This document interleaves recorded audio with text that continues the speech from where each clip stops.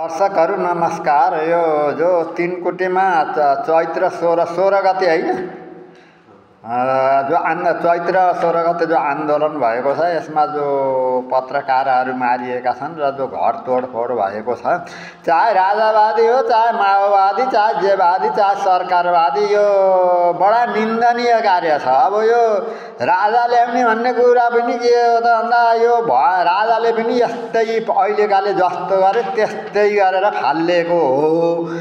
अब फेरि त्यही ल्याउने गरेर त फेरि त्यस्तै गरेर फाल्न पर्यो भने के आर्नी ल भन्नु त।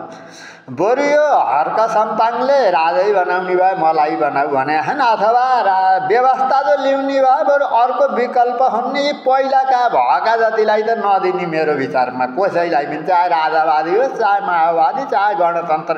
यो गणतन्त्रवादी त रणतन्त्रवादी जो रहेछ, यो गणतन्त्र आएपछि देश रणतन्त्र बनेको छ।